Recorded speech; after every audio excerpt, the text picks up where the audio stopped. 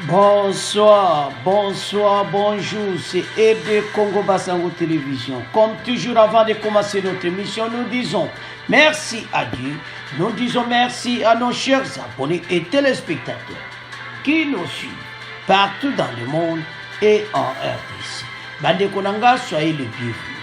À la une, première raffinerie d'or au Sud Kivu, en République démocratique du Congo. Boyoka Bande Konanga. Dans le but pour lutter contre la fraude. Bandeko, makamami nene eza kuyana mboka na biso.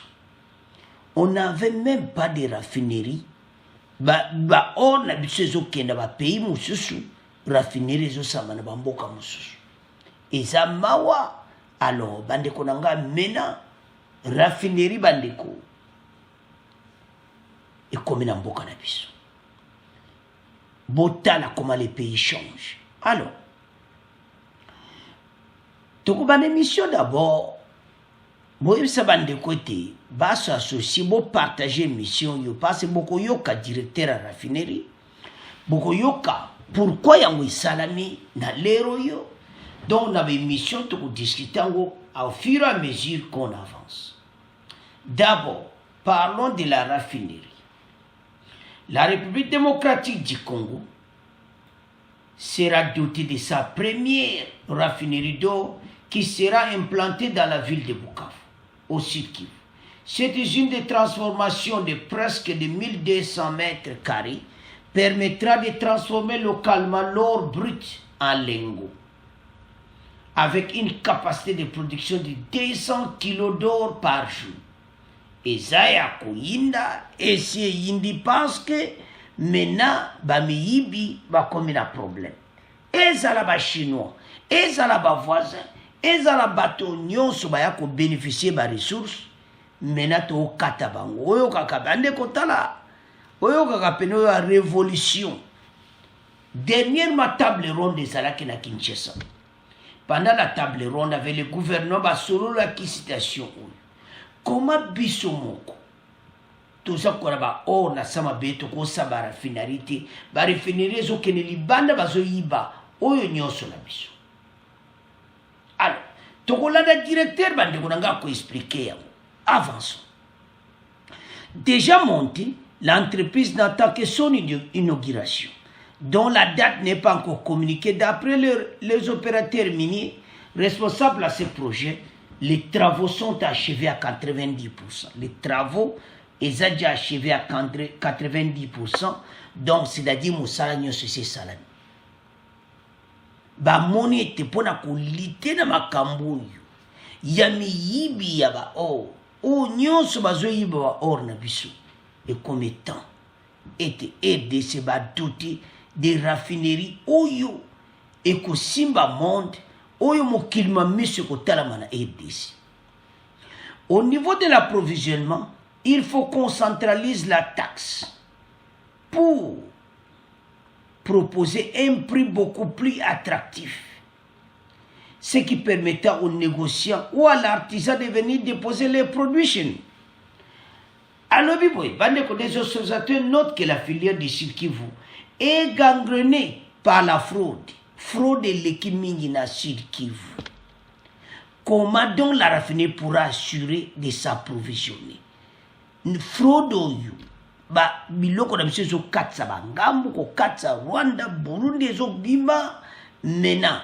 Na ba Uganda partout ndene zo bima. Mais ndeni toko garantir. Vraie stratégie. Ko yoka na ba artisan na biso. Na primo kwa bien gouvernement bo tu combien sac no boe mambongo na yo se mutu nyonso akoya kotekela bango yango na ba artisana na bo ba benda ka ba plan na ba batu nyonso yaka nango libre kaka yaka na plan na yo pona nini biloko ebimati. Donc ozomona ki ba bloquer pena batu. Bandeko toko serre ba frontière ndenge akosakana ti. Kaka na ndenge mikolo frontière eza fermé, ba voisin de bazana ba couple na mwezo kufa. Alors, bientôt bazo fixer date d'inauguration. Parce que le gouvernement a préparé ça événement. Et ça somme. Alors, les directeurs des raffineries Yassine sont invités ce jeudi 16 juin 2022. Ils parlent de l'apport de cette entreprise horrifiée dans l'économie de la province en particulier et de la RDC en général. RDC va bénéficier d'ango parce que Hermoko a et ça la capena Sony. Comment nous avons des raffineries, deux ans de raffinerie tena RDC. Botale pamboke wudi. Soto sabino que gouvernement oyo ba longola mboka place ezala ki bazo memango koto yo Congolo sepela. Ezala ba creuser. Ezala ba nyonso bayana yango. Komi tukisama lisuto yo zimbongo na ko kende pa ba miibi wanati. Botu ba osa tropesa mino mbongo exactement. Parce qu'il faut pas proposer bon ba mbongo a bien pour qu'aussi le sakafo gouvernement a sali yango bande ko fraude lekimi. Ba mi ba chinois et pas, ba européen et pas, ba voisin pas. Donc on a qui battu ba so pied ba ressources na biso. Alors, sans plus tarder, toyo ka le directeur, bon to continuer mission na biso. Yassine Samdi, bonjour. Bonjour. Première raffinerie d'or dans toute la RDC. Est-ce qu'ici vous pouvez nous donner les différentes caractéristiques de cette usine? C'est une usine qui rassemble plusieurs processus. Le processus de la fonte, du raffinage et la conception à l'or pur. Et donc quel produit final vous visez avec cette raffinerie? Le produit que l'on vise, c'est le produit fini, c'est-à-dire qui est passé par tous les processus. Et le produit final qu'on aura, c'est une or à 99,999%. Donc comme on dit les 4,9, voici le produit fini qu'on va proposer.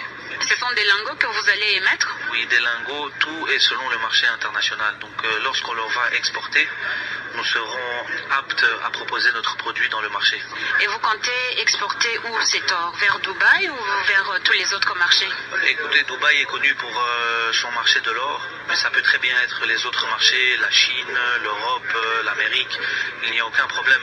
Comme je vous ai précisé, nous sommes aptes à proposer notre produit dans le marché international, car la raffinerie est sous les normes internationales. Le secteur de l'or est caractérisé par une grande contrebande, hein, donc il y a vraiment une grande fraude dans cette filière-là aurifère. Comment est-ce que vous comptez vous approvisionner? Comment est-ce que vous comptez vous approvisionner avec un or qui soit propre? Comme je l'ai précisé ici à la table ronde présentement à Kinshasa, au niveau de l'approvisionnement, nous sommes en pleine discussion avec le gouvernement, des pourparlers qu'on a depuis quelques temps déjà. Il faut qu'on centralise la taxe pour pouvoir proposer un prix beaucoup plus attractif, ce qui permettra aux négociants, à l'artisan ou différentes autres entités à venir déposer leurs produits chez nous. Quelles sont vos perspectives de développement sur le long terme? Sur le long terme, c'est de viser les sites miniers, avoir des PR, des permis de recherche au niveau des sites miniers dans les normes. Cela va permettre un approvisionnement à long terme. Cette raffinerie, c'est un gros investissement. Et vous êtes sûr de pouvoir rentabiliser votre argent que vous avez investi dans ce projet? Le potentiel de la RDC, je pense qu'il n'y a pas besoin de l'élaborer. On est tous au courant le potentiel qu'on a ici en RDC, surtout dans l'Est. Donc on compte sur le long terme pour pouvoir récupérer tout cet investissement. En termes d'avantages, quels seront vraiment les bénéfices sur le long terme pour la population de Bukavu et pour le Congolais, je veux dire en général? Alors, j'ai aussi précisé ça à la présentation, c'est que je ne peux pas vous donner un chiffre exact, combien de Congolais j'aurai, mais je l'ai présenté, je travaille avec déjà une équipe locale. C'est possible que j'ai des expatriés, quelques expatriés, mais c'est pour donner des formations. Et bien sûr, nous avons une capacité de raffiner 200 kilos d'or par jour. C'est que le début. En allant vers l'avant, nous pouvons même doubler cette capacité, ce qui permettra d'engager et de créer de l'emploi au niveau local et national. Une raffinerie d'or, c'est une grosse usine qui demande beaucoup d'énergie. Est-ce qu'aujourd'hui, vous n'avez pas peur du déficit énergétique que l'on constate parfois à Bukavu avec des coupures intempestives ou un courant dont le voltage n'est pas assez stable? Bon, je suis muni de 2 groupes électrogènes, donc en cas de backup, je suis déjà en sécurité. Mais comme je vous ai dit auparavant, c'est que nous sommes en discussion avec le gouvernement. On a énormément de pourparlers concernant notre raffinerie et c'est l'un des problèmes qui va être réglé. Nous trouverons une solution à ça, car nous avons aussi un transfo à alimenter et avec beaucoup de machines, nous avons besoin d'énergie. Donc je crois au gouvernement, je suis tout à fait positif sur ce niveau-là. Pour terminer, quel sera votre plus grand défi dans ce projet? Écoutez, c'est de centraliser toutes les personnes, les artisans, les négociants, les entités. Il faut qu'ils comprennent quel sera notre objectif, notre processus. Je pense que là est notre plus grand défi, mais je pense qu'ensemble, si nous travaillons tous ensemble, nous irons de l'avant et ça sera une énorme plus-value pour le pays. Bonne chance pour la suite. Merci beaucoup, Madame Cynthia. Alors, bandeko nanga tolandi biso ce directeur bandeko a expliqué yango très très bien. Toko kende siko to meka ko développer yango. Idée oyo eza pour l'intérêt de la RDC. Mboka oyo bandeko tala tose saba congolais. Bozo tala carte wana. Bota la map wana. Biloko na biso ezokatisa Uganda, Rwanda, Burundi, donc ozokapina do na ndenga kosakana te. Et maintenant il est temps.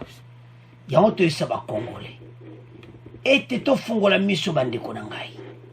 O balobaka l'heure ekomi ya kosukisa bato nyonso bayibaka biloko na biso. Les groupes armés bazo pesa mba balobi moto nyonso yaka na biloko na yo ekokatisa ngambu te. Boyo nyonso basalaka makambo mabe bakokanga bango. Donc situation oyo nyonso bandeko eza mawa. Yango tozoyesa ba Congolais il est temps pona kosunga mboka na biso. Parce que tant toza nango eza tant oyo la RDC kende de l'avant. Mokili, tout ce qui se passe lelo, ba manœuvre tout yo nyonso bazo yibaka bambongo na biso, biloko na biso ba ora bui. To landi wana, c'est-à-dire or kandi ba timuli yango. Bandeko na ngai, tozo changer yango de l'or brut en lengo biso moko na EDC après tobimisa mo libanda. Botala comment ndenge makambo bomona comment ki mboka na biso makambo kitoko ezakuya. Mais tout ceci ne peut pas se faire sans coopération na biso ensemble. Le monde regarde. Aux monde dans la majorité du monde entier. Biso to cause à 70%.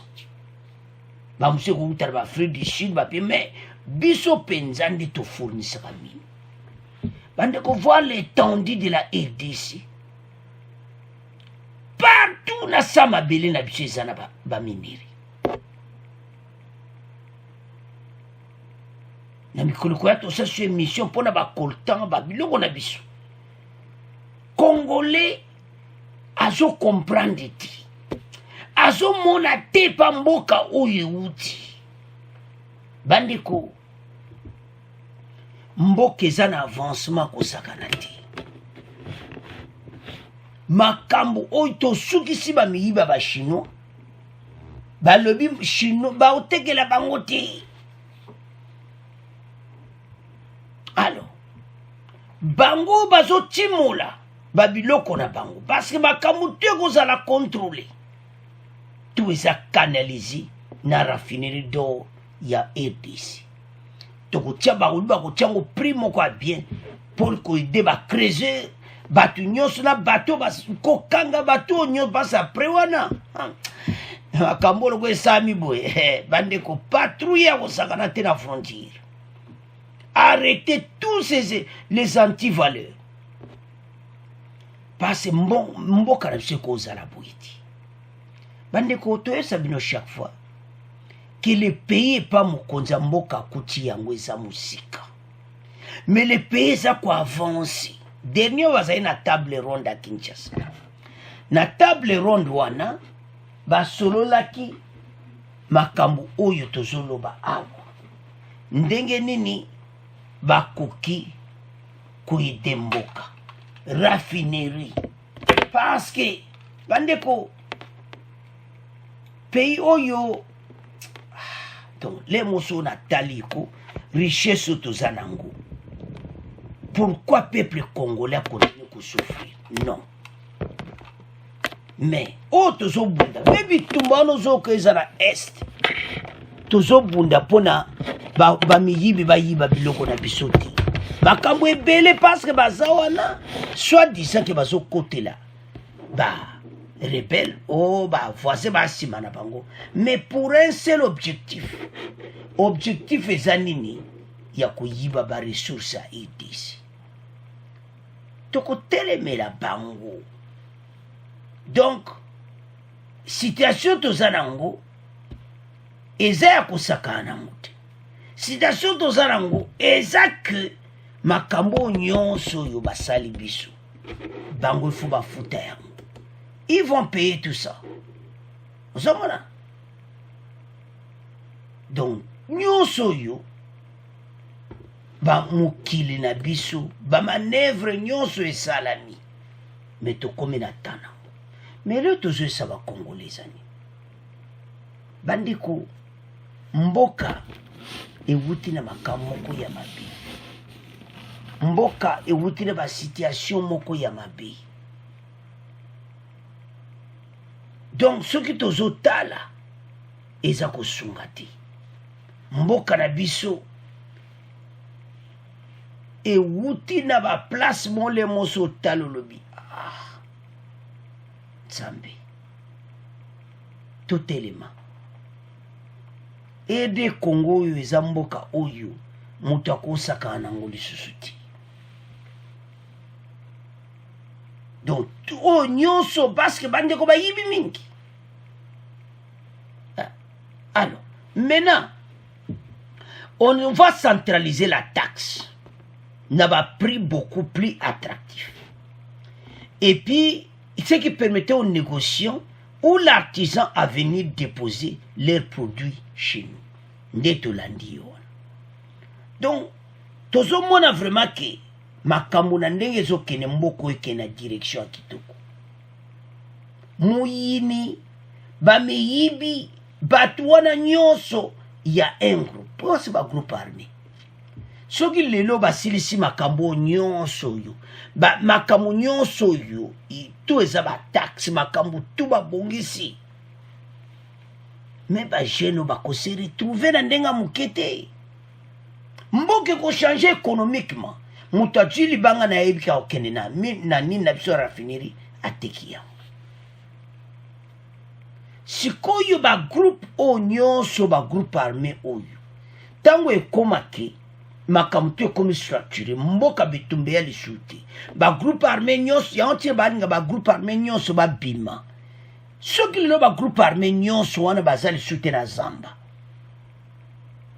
ba ju menace comme musala oyo très bien mais bandeko na éviter mboka na pisa na ba ressources mais baza eza pillé na ndenga mukete au moins pas tout peut-être azo coopérer au moins mutu musaza ne politicien bazo coopérer makambo yo oh nzambe na ngai non tozo kende wapi to meka ko comprendre mboka oye pa ewuti to luka to meka biso nyonso ko changer mentalité tant tozanango eza ta oyo congolais nyonso atelema aloba non l'ero eza lera makapa pate a lera batu bavanda ensemble poto totala bentiri ya mboka bamiyibi oyo babanda kala okomona me mutu aza ne politicien aza na bacope ne mpe ba or non tala na photo wana kaka eza wana ozomona ki bagroupe bamercenaire barebele banani tu mission yango ba-M23 baotya makelele baor koyiba koteka basaka ezokatisa ngambu me makambo yango ebandi tokomi na barafineri ya biso moko mona ezokende bapays mosusu rafineri eza na pays mosusu meme siko toloba nano sikoyo ya bagouvernement oyo eleki siko mosala na bango ezalaki mpe na nini lelo tozomona barafineri eyobima lelo lere faci aye na pouvoir bongo 20 ans au pouvoir batia kosala ta rafineri te toloba te so balobi mboka ekufa bango bazosilika ntango wana nyonso bapase bakosala ta rafineri te mboka oyo etelemi ekoma na niveau mosusu non trop c'est trop eza boye te mboka oyo efo ekoma na niveau ke congolais akomi kosan sorti akoma ozo nyonso aza nango yango tozosenga ete bacongolais botelema pays na biso ezobunda na basituation ndenge na ndenge me tozosenga ete congolais nyonso acomprendre ete mosala toza nango